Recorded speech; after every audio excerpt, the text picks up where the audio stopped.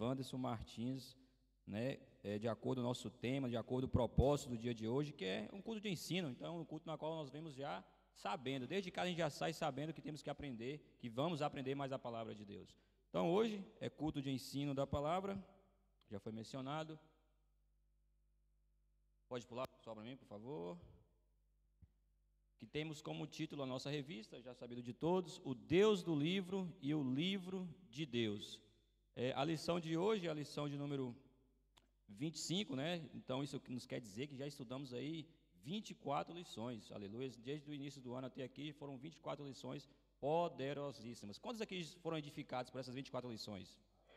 Amém? A gente aprendeu coisas inéditas aí. Eu confesso que eu aprendi coisas inéditas. Teve números aí sobre acerca da Bíblia, de quando foi inventada, por quem, etc., que verdadeiramente, né, nos instruiu bastante acerca disso. Me motivou cada vez mais buscar ainda sobre o conhecimento acerca da Bíblia. Mas a lição de hoje, a lição número 25, que tem como título o valor do estudo da Bíblia. Então é algo muito poderoso, eu aprendi muito e minha oração foi para que eu pudesse ter a capacidade e os irmãos pudessem ter a sensibilidade de poder compreender aquilo que eu estarei ministrando aqui no dia de hoje. Amém?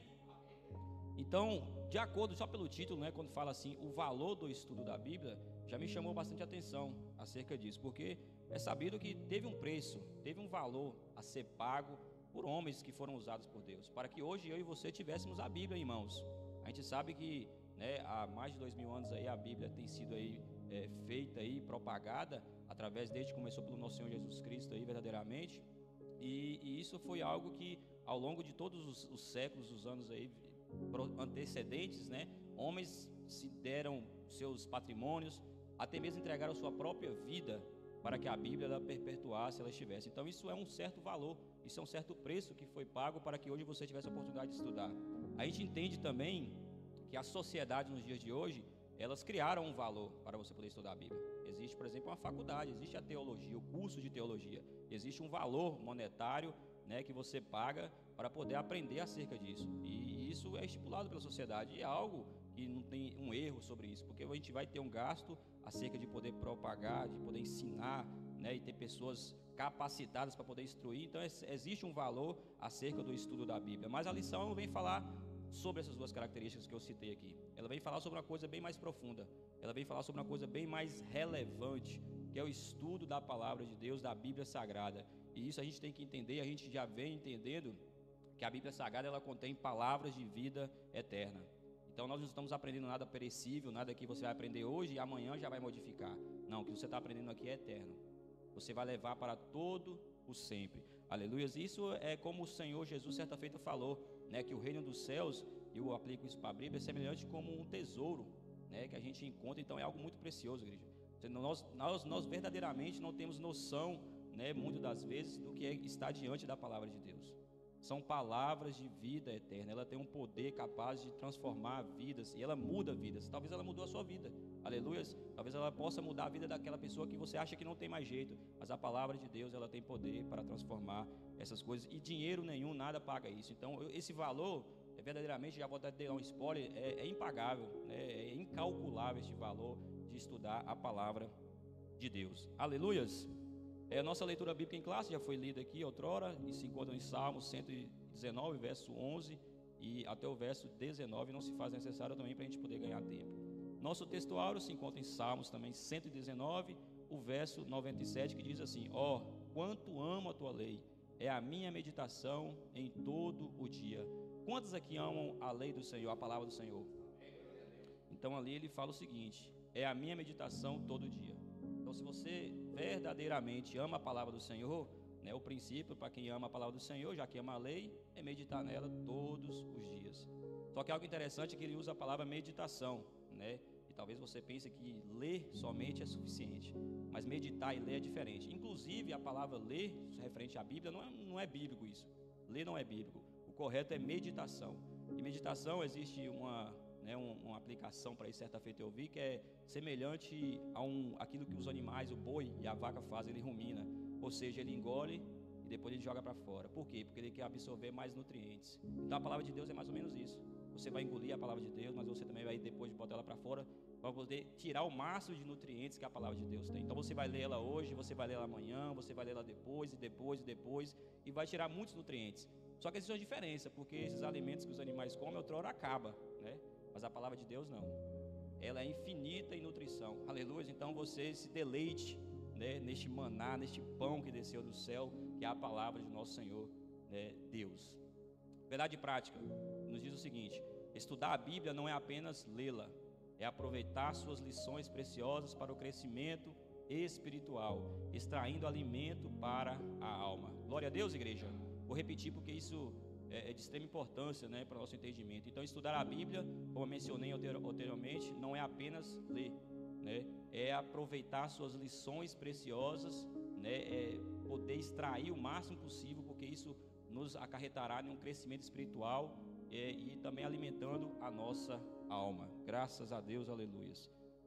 Nossa introdução diz o seguinte: nesta lição iremos enfatizar a importância do estudo dedicado das Escrituras. Estudar a Bíblia é muito mais do que apenas lê-la. Na simples leitura encontramos alguns benefícios para a mente e para a alma, mas no estudo há maior aproveitamento do conteúdo e da mensagem exaradas neste santo livro. Glória a Deus. Então, de acordo com a nossa introdução ali, já é perceptível que ela nos traz ali duas principais situações que eu queria de forma introdutória abordar com a igreja. Ela nos fala no tocante, né, a estudar, esse valor de estudar a Bíblia. E a primeira que ele fala é sobre o ler por ler. Ele fala ali na lição: estudar a Bíblia é muito mais do que apenas ler. E infelizmente, né, ler a Bíblia por ler é o que acarreta na nossa maioria. Infelizmente.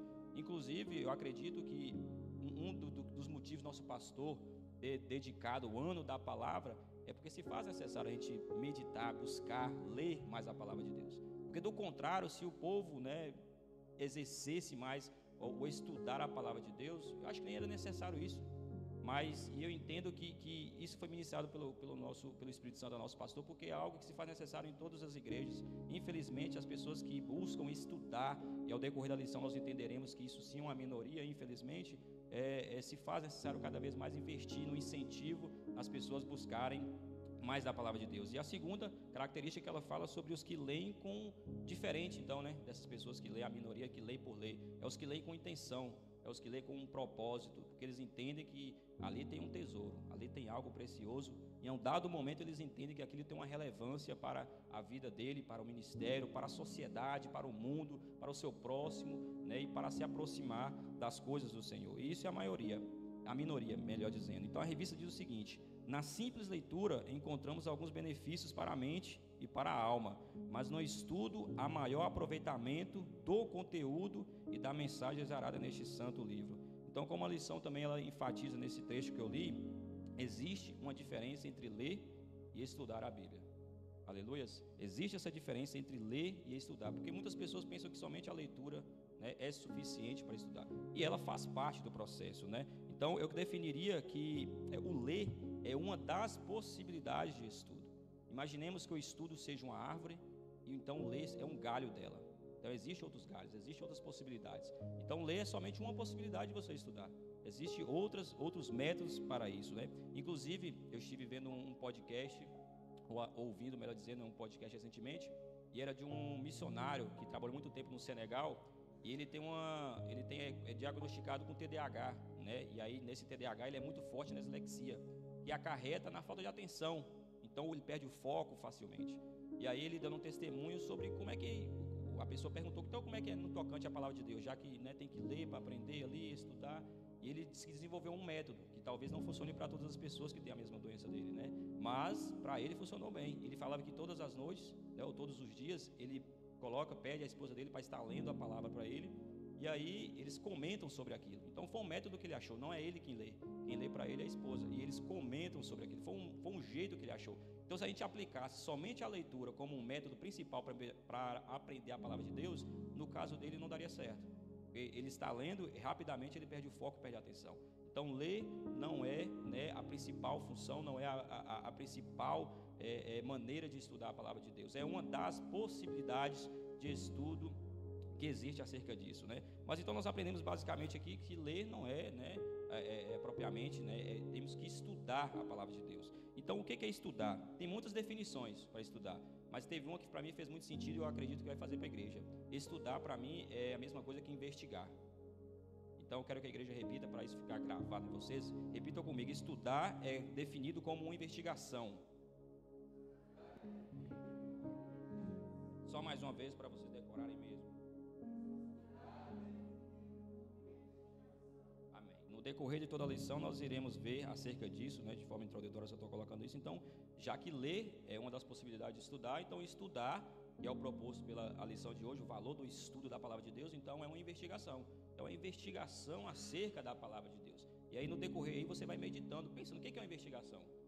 Como é que se faz uma investigação? Então vocês vão sendo ministrados aí, eu oro para que o Espírito Santo possa ministrar isso ao vosso coração. Então essa revista, né, como já foi dito, nós usamos muito o estudo, né, porque para mim poder estar aqui hoje, eu tive que estudar, durante as semanas passadas aí eu tive que poder buscar, né, me aprofundar, estudar, aprender para mim poder estar minimamente apto aqui a poder trazer o estudo, trazer, né, o conhecimento para a igreja.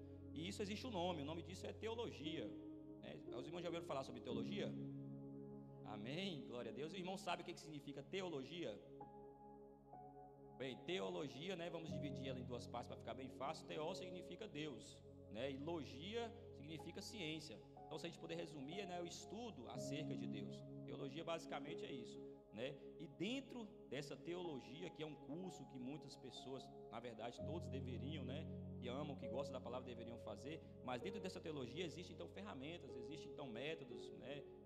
Lá no Brasil nós chamamos de matérias, né? Dentro da teologia, que é um curso específico, existe dentro dela então as matérias. E dentro dessa matéria nós usamos uma muito nesta lição, que é o Deus da Bíblia e o Deus do livro e o livro de Deus, que a gente sabe que é a Bíblia. E dentro desse curso de teologia existe então a bibliologia, que seguindo a mesma, né, intenção lá da teologia, Bíblia significa vários livros e logia ciência, ou seja, o estudo acerca da Bíblia. E nós estudamos já em 24 lições aí, propriamente dito, sobre então a Bíblia, mas, né, existem diversas outras matérias. Aqui nós temos aqui, por exemplo, na nossa igreja, pelo que eu saiba, nós temos pelo menos um teólogo aí que dá curso, né, que é o nosso pastor Ilmar Sada, se eu não me engano, ele é de Caldas da Rainha, e ele teve entrando em contato comigo certa feita, me oferecendo o curso e etc. E aí eu entrei, fui observar como é que funcionava o curso, e ele me falou, só o curso básico, para a igreja ter noção, né, é composto de 24 lições. Isso é o mínimo, né? Isso é uma coisa para eu e você minimamente aprender, são 24 lições. Então ele fala sobre angelologia, escatologia, antropologia bíblica, cristologia, teologia, geografia bíblica, e estuda cada livro por, né, suas definições, época, etc. Então são homenêutica e muitas outras situações, né? A própria bibliologia, como eu disse. Então são 24 lições de forma bem básica, né? Então isso é coisa que eu e você deveríamos todos ter, porque é o mínimo, né, que a gente poderia fazer, estando diante, entendendo este valor. E eu acredito que no final, né, dessa aula, muitos possam buscar o nosso pastor. Inclusive, pastor, se você estiver me vendo, depois faz aí um desconto para a gente, que eu estou fazendo a propaganda aqui já. Mas, depois de nós fazermos então esse curso básico, né, nós estaremos então aptos a estar estudando a Bíblia. E note que eu não estou falando que para a gente estudar a Bíblia é necessário fazer esse curso de teologia.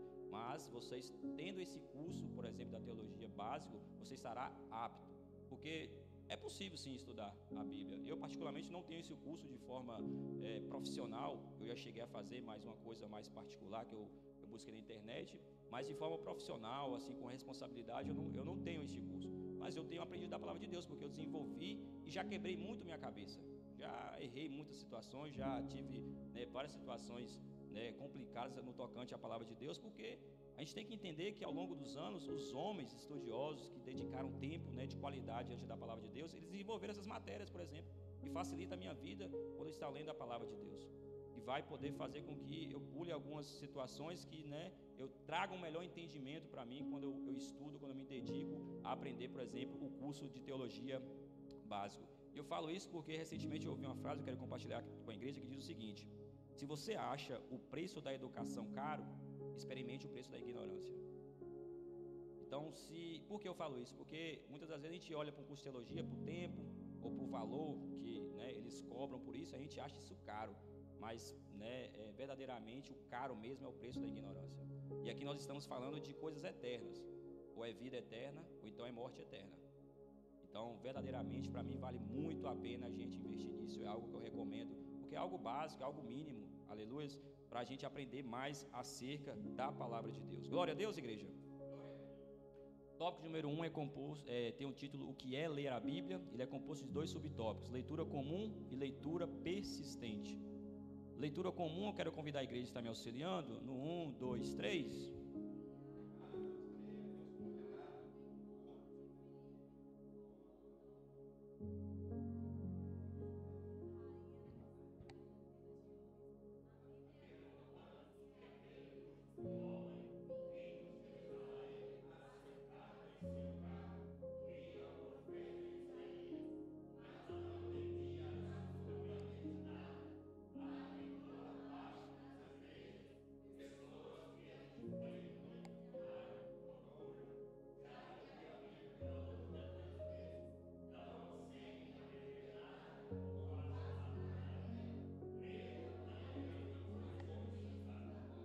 Glória a Deus por isso. Então, nesse subtópico, né, que tem o título Leitura Comum, a revista diz ali no finalzinho, né, ler não é a mesma coisa que estudar.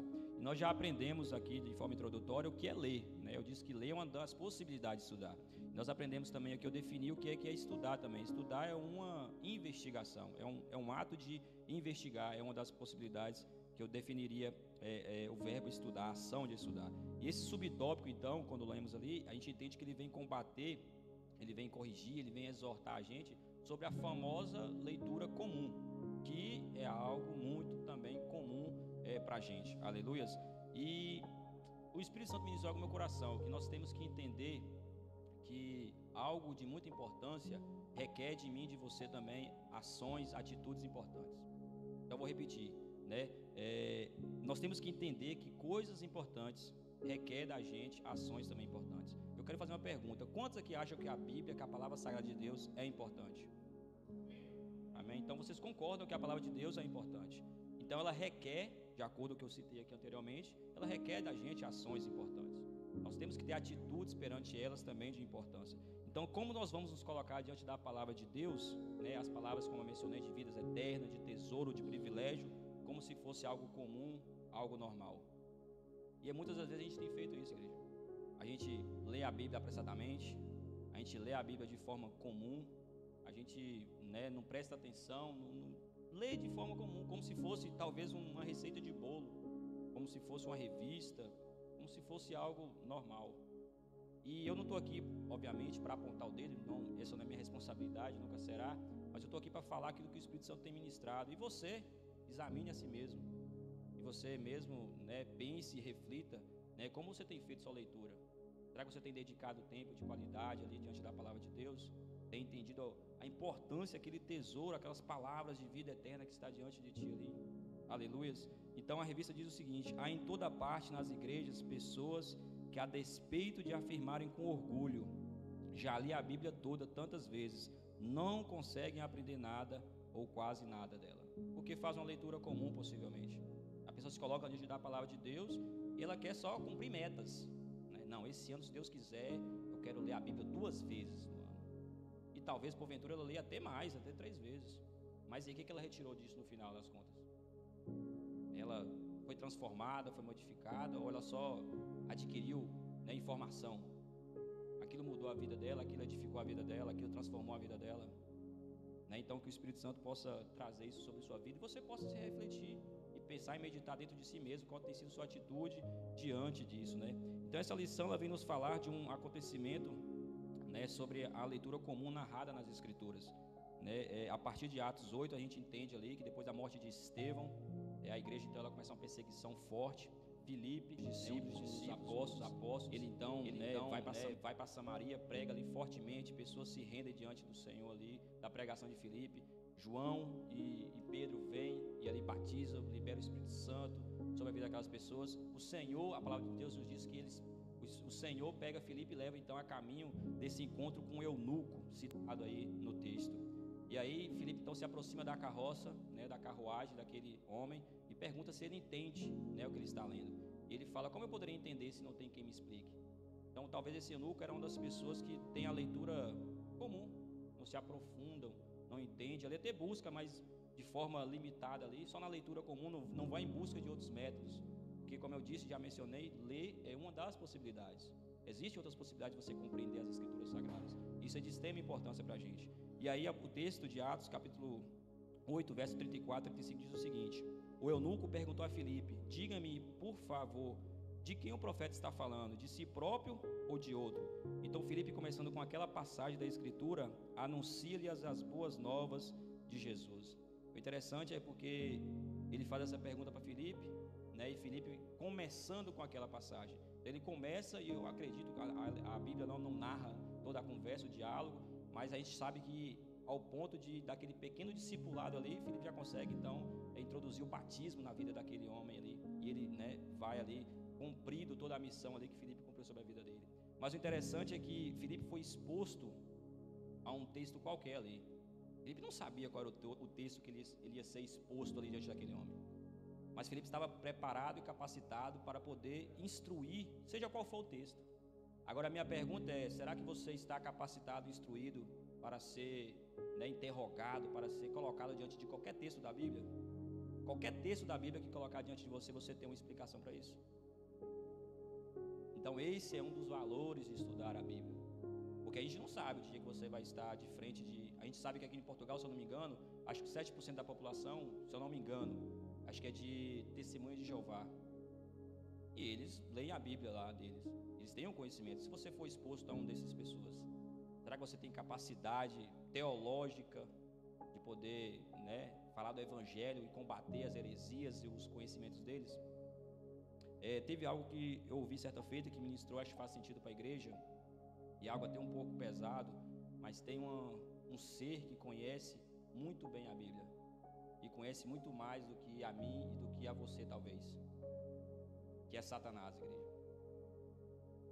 E eu falo isso porque outrora lá quando o Senhor é tentado, né, há uma batalha ali fervorosa de Bíblia. Obviamente Satanás, ele deturpa tudo, né? É o pai da mentira, então ele modifica as coisas, né? Mas tem muitas pessoas que nem sequer sabem que aquelas palavras ali estão na palavra de Deus. Acho que é invenção de Satanás. Assim como as respostas de Cristo, também eles acham que talvez porventura Jesus inventou na hora. Não sabe que está lá em Deuteronômio muito o que Cristo falou. Então você não saberá quando será exposto. Aqui Filipe foi exposto a um homem que estava dedicado à palavra de Deus, e ali, digamos, foi fácil, né? Mas existe essa questão que eu estou falando, de você ser exposto, né, a pessoas que têm um conhecimento errôneo acerca da palavra de Deus. E você, sendo um crente, como é que você vai acabar envergonhando o Evangelho se você não busca, né, estar capacitado, né? Diz que é Evangelho, diz que é crente, diz que vem à igreja e ora e tudo mais. Mas e sobre a palavra de Deus, quando você tiver a possibilidade de ser exposto a isso? Então, entenda que Deus, ele não vai julgar o que o Evangelho, que a Bíblia faz comigo e com você. Deus não vai julgar isso, porque isso é a vontade dele, é a intenção dele. Mas ele vai julgar o que nós fazemos com a palavra de Deus. Ele vai julgar o que eu e você faz com o Evangelho. O que você tem feito com o Evangelho? Você tem dado, né, a propriedade, né, a autoridade, a relevância que ela tem sobre nossas vidas? Aleluia, igreja. Então, sobre a leitura comum, né, isso entendemos que não é bíblico, né? Nós vamos aprender no tópico seguinte aí, então, a verdadeira intenção que o Senhor deseja para com a gente. Glória a Deus. Agora, subtópico número 2, leitura persistente. E eu quero convidar a igreja também a estar me auxiliando também, no 1, 2, 3.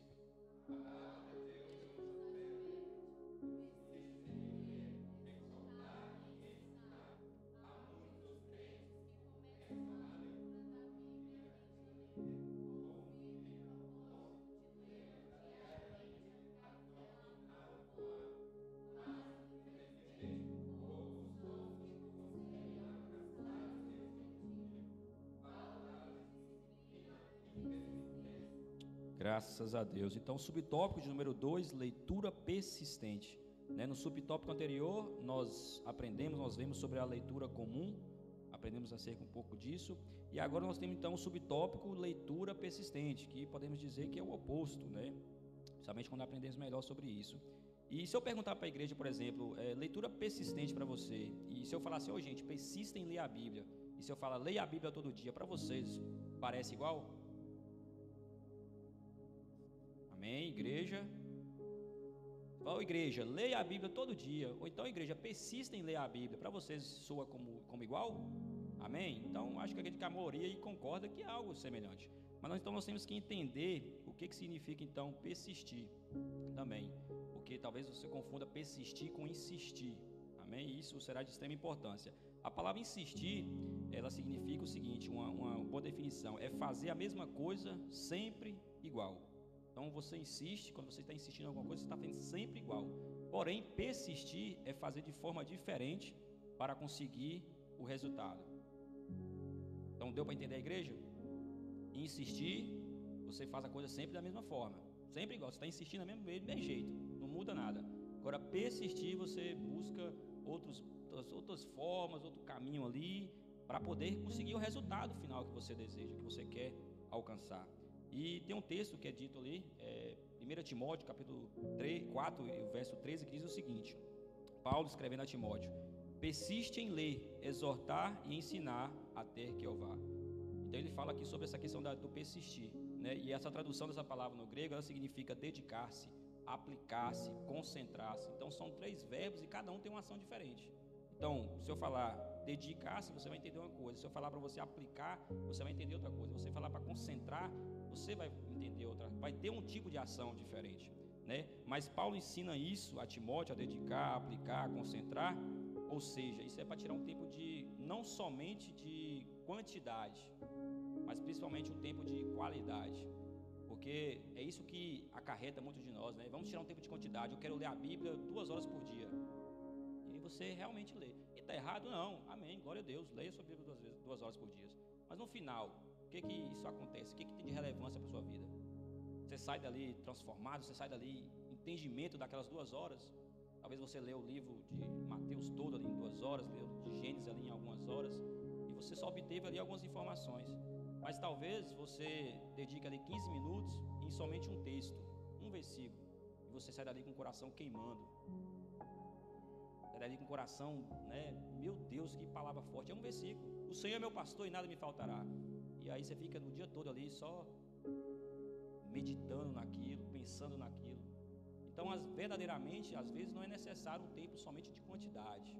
Na maioria das vezes, não é somente um tempo de quantidade, mas um tempo de qualidade, onde você persiste, você então faz o dedicar, o aplicar e o concentrar em coisas talvez ali pequenas, né? Porque a gente tem muito disso, né? Vou ler, quero aprender muita informação, e isso talvez vai ser, né, em vão no final do dia. Vai ser só 2 horas ali que talvez você não aprendeu nada, foi uma coisa rasa, sendo que o Senhor tem rios profundos para a gente poder afundar. Mas Paulo, a lição, né, ela nos dá um exemplo que é muito comum no início de todo ano, e vale a pena ressaltar isso, que ela nos menciona ali. Há muitos crentes que começam a leitura da Bíblia em janeiro, né, com o firme propósito de ler diariamente até o final do ano. E aí é engraçado que a gente chega no início do ano assim, né, de uma virada para o outro, e fala assim, esse ano eu vou ler a Bíblia toda. É interessante que Deus, eu acho que Ele já sabia dessa nossa rotina, dessa nossa vida. Ele coloca logo o primeiro livro ali, Gênesis, Êxodos, que são livros gostosos de se ler. São livros que narram histórias, né? A gente fica ali, meu Deus, que história, abriu o mar e não sei o quê, e criação dos céus e da terra. Mas aí vem Levítico, rapaz. Aí vem Números, vem genealogias, vem aquelas coisas grandes. E chega ali por meados ali de fevereiro, março, a gente já está desistindo daquilo, já falha um dia, falha outro, e as coisas não dão certo. Por quê? Porque, como é mencionado no final da lição, falta ali disciplina e persistência muitas das vezes. Aleluia. Então, é algo que eu aprendi há um tempo atrás, e eu tenho colocado em prática, que a gente sempre faz uma listinha, né? Não, esse ano eu quero ler mais a Bíblia, esse ano eu quero, né, buscar mais o Senhor, orar mais, jejuar mais, esse ano eu quero fazer uma dieta, eu quero fazer isso, quero fazer alguma coisa. É a nossa lista do início do ano. Mas eu quero convidar a igreja a chegar a dezembro, a gente não buscar a nossa lista, mas a gente orar ao Senhor. Senhor, me dá a lista que o Senhor quer que eu faça. Porque talvez o Senhor não quer nem que você faça uma lista grande, talvez Ele quer só um tópico só. Não, meu filho, eu quero que você só me sirva muito esse ano. Eu só quero que você só me adore muito esse ano. Eu não sei o que o Senhor vai ministrar do seu coração, mas de vez de você buscar a sua lista de início de ano, busca a lista do Senhor que Ele quer para a sua vida. Glória a Deus, igreja. Mas existe um motivo, né? Quando Paulo fala isso para Timóteo, existe um motivo para ele estar falando para o Timóteo persistir, né, em ler a palavra de Deus, ou seja, para ele dedicar, para ele concentrar, para ele aplicar aquela lei. Porque quando Paulo fala isso aqui, no capítulo 4, verso 13, ele ele já está dando, né, a solução para um problema que ele falou lá no início. Lá em 1 Timóteo capítulo 4, verso 1 e 2, ele fala o motivo que ele ter dito para o Timóteo persistir na leitura, para ele aprender mais da palavra de Deus. Timóteo 4, 1, 2 fala o seguinte: o Espírito diz claramente que nos últimos tempos alguns abandonarão a fé e seguirão espíritos enganadores e doutrinas de demônios. Verso 2: tais ensinamentos vêm de homens hipócritas e mentirosos, que têm a consciência cauterizada. Então tá aí, igreja, um dos motivos da gente entender o valor de estudar a Bíblia, da gente cumprir com o que Paulo falou para Timóteo também, persistir em ler, porque vai chegar um tempo, e é engraçado que ele fala, o Espírito diz claramente, é de forma notória, não precisa nem de muito conhecimento não, está claramente que nos últimos tempos alguns abandonarão a fé e seguirão espíritos enganadores e doutrina de demônios. Agora, como é que você vai identificar isso? Porque muitas das vezes você olha aqui para a doutrina de demônios e a gente imagina que são coisas terríveis, né? É sacrifício de criança, é alguma coisa, é ensinamentos, né, macabros. Mas eu quero definir, doutrina de demônio é tudo aquilo que não é doutrina de Deus. Se é uma doutrina de Deus, está na palavra de Deus, amém. Saiu da palavra de Deus, resta para ele. E são coisas sutis que a gente tem observado que tem entrado nas igrejas ultimamente. Tem surgido, né, essas pessoas, esses espíritos enganadores, essas doutrinas de demônios que tem de forma bem sutil. A gente aprendeu disso acerca disso há um tempo atrás. De forma bem sutil, de forma leve. E muitos têm caído nessa sutileza, nesses espíritos enganadores, por falta de conhecimento, né? Tem perecido por falta disso, de estar diante da palavra de Deus, investigar, ir buscar, ir estudar, e não somente se contentar em vir no culto de terça, o que é bom, ou no culto de sábado, o que também é bom, mas também buscar mais da palavra de Deus, aprender mais da palavra de Deus. Então agora pense, se você é um crente, né, que somente lê a palavra de Deus, que não se aprofunda nela, como é que você identificará esses espíritos enganadores, essas doutrinas, esses homens, no verso 2, como diz, homens hipócritas e mentirosos? A gente só terá sensibilidade se a gente souber o que a palavra de Deus diz, se a gente estudar a palavra de Deus. Do contrário, não há hipótese. Então nós temos que ter esse entendimento acerca dessa leitura persistente, de dedicar, de concentrar, de aplicar, porque isso tem uma grande relevância, isso trará a você ao entendimento de saber, não, aquilo ali não condiz com a palavra de Deus, aquilo é errado. A palavra de Deus não diz isso, aquilo está equivocado. Glória a Deus, igreja. Agora vamos para o subtópico número 2, o estudo significativo da Bíblia. Ele diz o que é estudar e o estudo aplicado da Bíblia. Subtópico número 1, o que é estudar. A igreja no 1, 2, 3.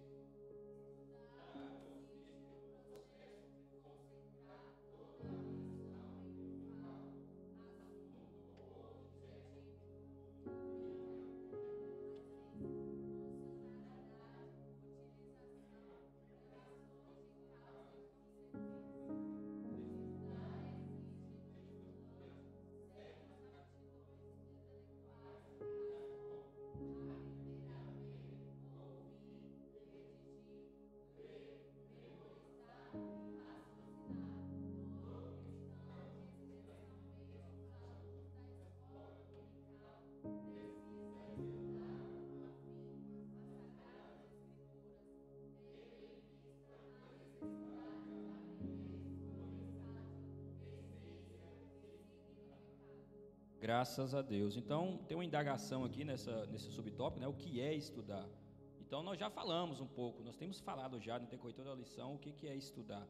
E estudar aqui, nesse subtópico específico, ele não é menos teórico. Nós podemos dizer, então, que ele é mais prático o ensino dele. O ensino dele aqui nós já falamos de forma mais teórica, né, sobre isso. Tanto que a lição diz o seguinte ali: estudar exige do estudante certas aptidões, tais como aprender a ver, né, a ouvir, a redigir, a ler, a memorizar, a raciocinar. Isso são atitudes, né, práticas. E isso, então, nós temos que aprender a ver, é uma coisa prática, a ouvir, a redigir, a memorizar, a raciocinar. São algumas situações bem práticas, né, não tão teóricas, como eu já disse. Mas, só para recapitular, eu trouxe, né, algo que remete, né, ao estudo. A igreja lembra uma definição que eu trouxe no início? Estudar é o quê? Glória a Deus. Então, estudar é um ato de investigar, né? E eu tive estudando, buscando, então foi algo que me trouxe essa percepção, né, de usar a palavra investigar. E eu não sei os irmãos, né, se eles têm hábito de ver um filme, assistir uma série, mas por acaso eu gosto de ver filmes e séries, principalmente baseado em fatos reais. Lá no Brasil, por exemplo, existe uma série que fala sobre a Lava Jato, que foi, né, a busca de encontrar informações acerca, né, da corrupção no Brasil, chamada Mecanismo, e é baseado em fatos reais. Então, eles vão em busca desses crimes, né, que os presidentes, os senadores do Brasil, eles fizeram com o Brasil em certa feita. E aí a gente vê ali, eu dando um exemplo, né, da investigação da Polícia Federal, por exemplo, em busca dessas coisas. Então, ali, pequenos papéis tinha toda uma importância. Ali uma digital, né, um fio de cabelo, né, documentos, assinaturas, tudo tinha importância, tudo era relevância. E o nome disso é investigação. Eles investigavam. Então, tudo tinha muita importância e muita relevância. Eles não ficavam somente naquilo mais fácil de se fazer. Eles iam em busca disso. Então, quando eu falo que o estudar é uma espécie de investigação, nós temos que olhar para a Bíblia também dessa mesma forma.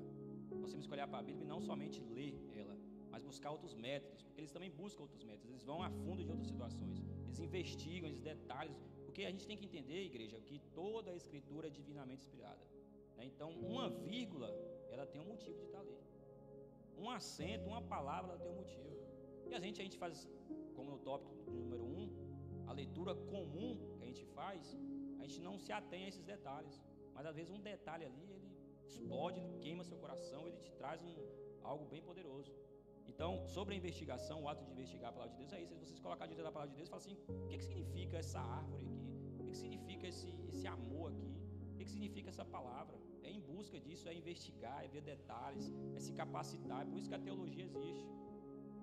Não é à toa que inventaram um curso superior, onde você se dedica aí 4, 5 anos a aprender a como observar isso de forma cultural, de forma econômica, de forma social. Porque muitas vezes a gente não entende esses contextos que existem por trás de alguns textos. A gente lê um texto e não consegue compreender por quê? Porque existia uma cultura naquela época, existia a economia que permeava aquela situação. E aí na hora que você entende aqui, você fala: agora faz tudo sentido.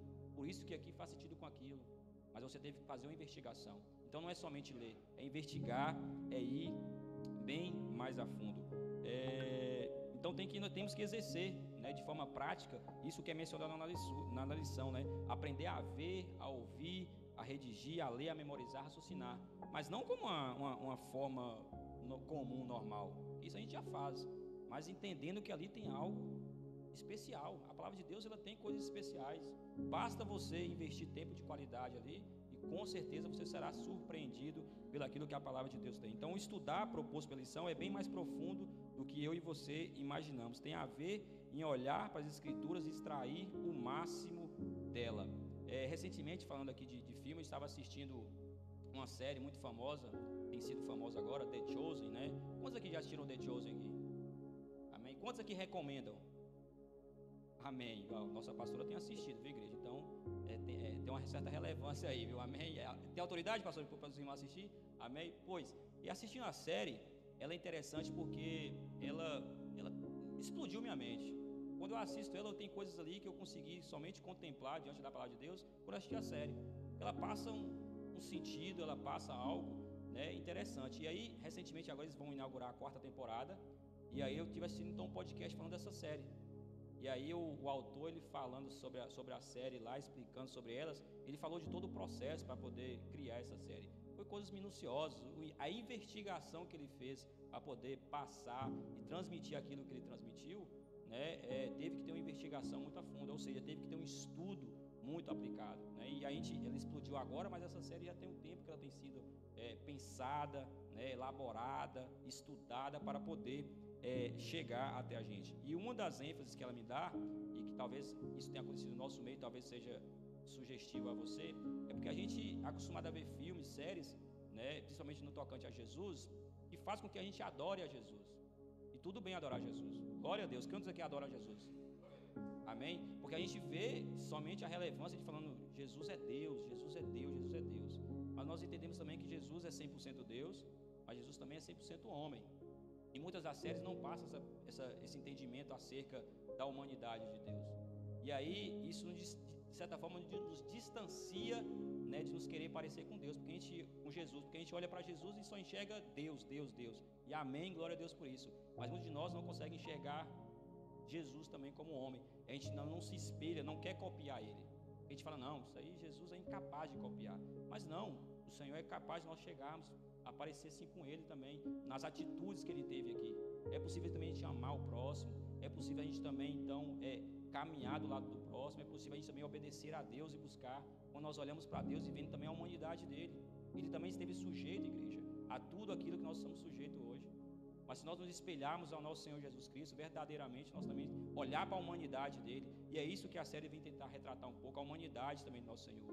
Glória a Jesus, sim, por ele ser Deus, mas também olhando pela perspicácia também dele ser também um homem, dele ter caminhado aqui. Ele riu, ele chorou, ele se alegrou, ele se entristeceu, ele teve medo ali na cruz por um momento. Isso nós temos que olhar para essa humanidade também de Jesus, é essa situação. Então, quando nós nos deparamos em estudar a Bíblia, é entender isso tudo no contexto geral. Aleluias. Então, mas voltando para a lição aqui, um dos maiores sinais que nós temos aqui, e isso é muita ênfase no estudar, é que um dos maiores sinais de saúde espiritual é quando eu e você temos fome. Se você tem fome, você tem saúde espiritual em dia. E essa fome é a fome da palavra de Deus. E quem tinha muita fome eram os discípulos. Tem um texto em Mateus capítulo 13 que é narrado sobre todas as parábolas, tem umas 7 parábolas em Mateus capítulo 13, e a gente entende que ali em Mateus 13, 1 e 3, para o melhor entendimento da igreja, diz o seguinte: naquele mesmo dia Jesus saiu de casa e assentou-se à beira-mar. Reuniu-se ao seu redor uma multidão tão grande que por isso ele entrou no barco e assentou-se ao povo reunido na praia. Jesus falou muitas coisas por parábolas, dizendo: o semeador saiu a semear, e assim continua. Então aqui a gente vê que fala que reuniu-se ao redor do Senhor uma grande multidão, e obviamente ali também os discípulos estavam perto dele. No decorrer de todo o texto a gente entende que os discípulos não entenderam essa parábola do semeador. Eles perguntam para Jesus: Senhor, explica para a gente essa parábola. Mas a Bíblia dá ênfase total que os discípulos perguntaram para o Senhor. Então eles não se conteve, eles perguntaram, eles tiveram fome: Senhor, eu não entendi aquela parábola, me explica. Mas do contrário, a multidão em nenhum momento perguntou isso, porque a gente sabe, estudando, lendo a Bíblia, que a multidão ela só tinha interesse em milagres. A multidão ela só tinha interesse em sinais, em maravilhas. Nunca é dito na Bíblia que a multidão perguntou alguma coisa ao Senhor no tocante à palavra dele. Mas os discípulos sempre se colocaram nesse lugar de fome, de querer aprender, de querer investigar, de querer estudar, entender aquilo que Jesus falava. Eles não entendiam, eles perguntavam: Senhor, explica para a gente isso. E Jesus explicava. Então essa noite nós temos que entender se você é uma multidão ou se você tem sido discípulo. Como é que você se coloca diante da palavra de Deus? Você olha para a palavra de Deus como uma pessoa que só quer contemplar os milagres, as maravilhas que o Senhor descrita? Ou você quer estudar e aprender mais das palavras eternas que o Senhor tem propagado aqui no seu Evangelho? Então, discípulos, eles são curiosos. Discípulos, eles investigam, eles vão a fundo, eles querem saber mais da palavra de Deus. A multidão, ela só quer contemplar milagres e receber da parte do Senhor pão e peixe. Então, como você tem se colocado diante da palavra de Deus? Você tem sido curioso, você tem tido fome de aprender mais da palavra de Deus ou fome de pão e peixe? Aleluia!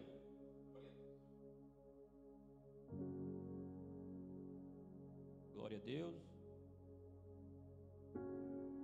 Pode pular, por favor. O estudo aplicado da Bíblia, para a gente poder finalizar. Convido a igreja a estar lendo no 1, 2, 3.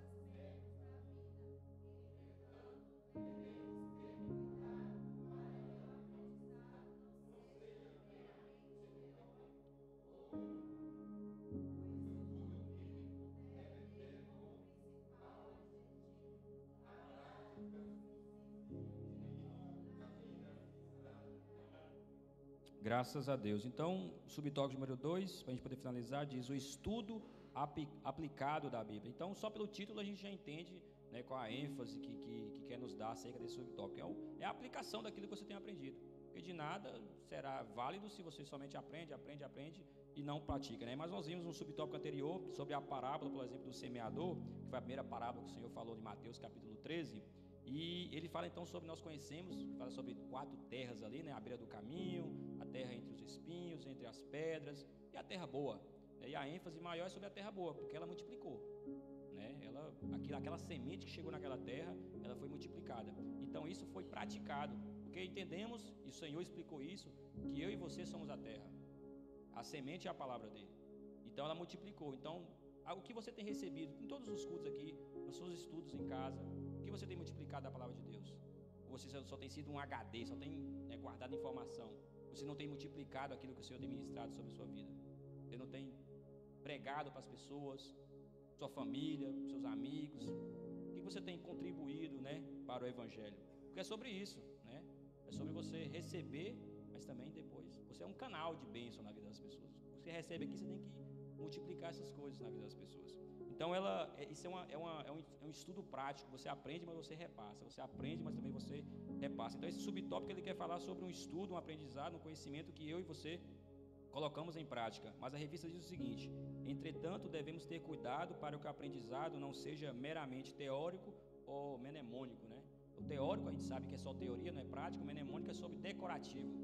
É quando você fica decorando, E tudo bem decorar. Inclusive, eu recomendo decorar versículos. Mas tem que ter a prática daquilo. Porque tem pessoas que talvez dedicam ali horas do dia a decorar um versículo, mas não dedicam um segundo para aplicar aquilo que ele decorou. Então, é de extrema importância você, sim, decore, mas também memorize aquilo com a intenção de praticar aquilo. Aquilo tem que ser um testemunho. Você não precisa nem abrir sua boca, através das suas atitudes, as pessoas vão conseguir compreender a sua fé, as suas atitudes diante da palavra do Senhor.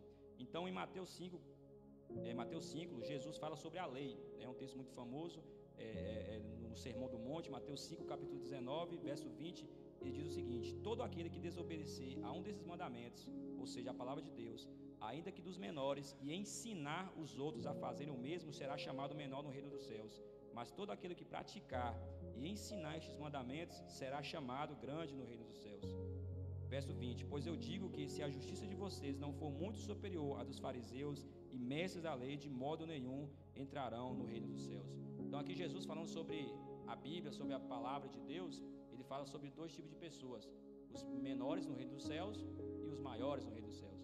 E aí ele fala que aquele que desobedece, ou seja, aquele que não pratica, aquele que não exerce o que aprendeu, o que a lei manda, e ensina os outros também a fazer a mesma coisa, ele é considerado menor no reino dos céus.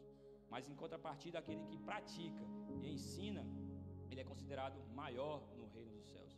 E é interessante porque o Senhor, em todas as duas possibilidades, ele fala sobre primeiramente o praticar e depois o ensinar. E o contrário, para mim, eu acho que não muda. Se você ensina e depois pratica, está bem. Mas o Senhor aqui está nos exortando e nos ensinando que quando você primeiro pratica e depois ensina, você não está dando oportunidade para a hipocrisia. Porque quando você pratica e você chega para uma pessoa para ensinar, você tem algo chamado autoridade. Você chega para aquela pessoa e vai falar o que ela tem que ser feito, e ela não vai ter nem como questionar, possivelmente. Porque você tem autoridade de falar, você pratica. Agora, do contrário, quando você chega e ensina e a pessoa nunca sequer viu você praticando aquela situação que você deu, ela possivelmente fala assim: poxa, mas eu nunca vi você fazendo isso. Quem é você para fazer isso? Mas então o Senhor fala, aquele que pratica e ensina, esse será considerado grande no reino dos céus. E há um tempo atrás, eu tinha um pensamento que eu falava nas conversas, que era acerca de Jesus. Eu falei: gente, não olha para mim, olha para Jesus. E amém, glória a Deus. Para mim fazia muito sentido isso. Não olha para mim, olha para Jesus. Jesus é perfeito e tal. Mas aí certa feita eu me deparei com um texto e aquele texto me chamou de covarde. É quando eu li lá em 1 Coríntios capítulo 11, verso 1, que o apóstolo Paulo fala: torne-se meus imitadores como eu sou de Cristo. Então o apóstolo Paulo, ele chama a responsabilidade para ele: torne-se meu imitador como eu também sou de Cristo. E muitas das vezes eu só colocava ênfase: não, Jesus que é perfeito, Jesus que é isso, Jesus que é aquilo, não se espelhe em mim. Mas nós temos que chamar essa responsabilidade, igreja. Nós temos que ter uma fé prática também, de falar para as pessoas: me imitem, porque eu imito a Cristo. Então, quando eu li esse texto, meditei nesse texto, eu fui chamado de covarde. Eu falei: não, então eu não quero chamar responsabilidade para mim também, porque Jesus já fez tudo por mim na cruz. O que eu tenho feito por Ele? Eu tenho que fazer algo significativo para Ele. Então eu vou chamar responsabilidade, eu vou imitar Ele. E eu estou nesse processo, obviamente. E nós todos estamos nesse processo de tornar imitadores de Cristo. Mas se nós possamos ser covardes e botar só a responsabilidade em Cristo, mas nós possamos também chamar essa responsabilidade para nós, porque nós somos os pequenos cristos aqui. Glória a Deus. Então, para nós podermos concluir sobre o valor de estudar a Bíblia, eu gostaria que a igreja, quem tem Bíblia aí? Amém? Eu gostaria que abrisse em Atos capítulo 29, fazendo um favor, para a gente poder ler um texto.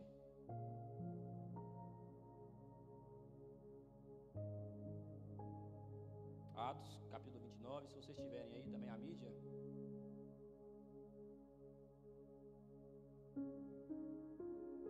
Quem achou, diga: eu amo Jesus.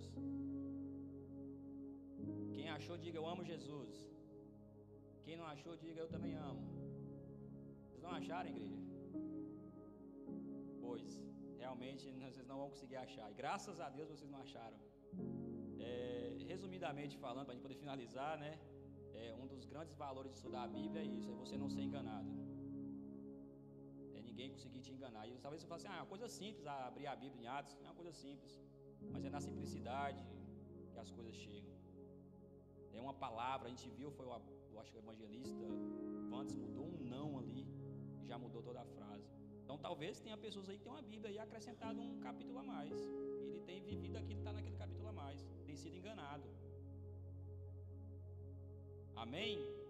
Então, o grande valor, resumidamente falando aí, é você não ser enganado. Inclusive, o apóstolo Paulo fala, né, lá em 2 Tessalonicenses 2:1-3, o seguinte: irmãos, quanto à vinda de nosso Senhor Jesus Cristo, quanto aqui esperam a vinda do nosso Senhor Jesus Cristo?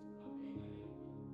E a nossa reunião com Ele, rogamos a vocês que não se deixem abalar nem alarmar tão facilmente, quer por profecia, quer por palavra, quer por carta, supostamente vinda de nós, como se o dia do Senhor já não tivesse chegado.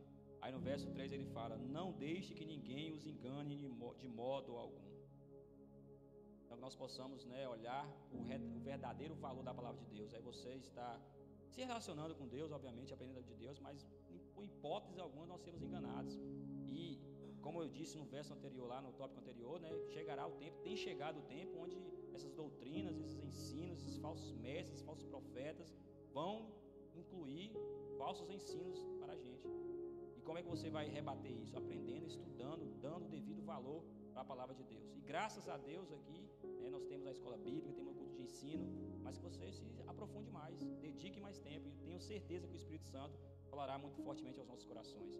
Mas só para finalizar, em Atos 29, eu disse, e realmente não existe, mas eu acredito que Atos 29, ele é escrito sim, por mim e por você, ele é escrito pelos irmãos que já se foram, pelos irmãos que estão por vir.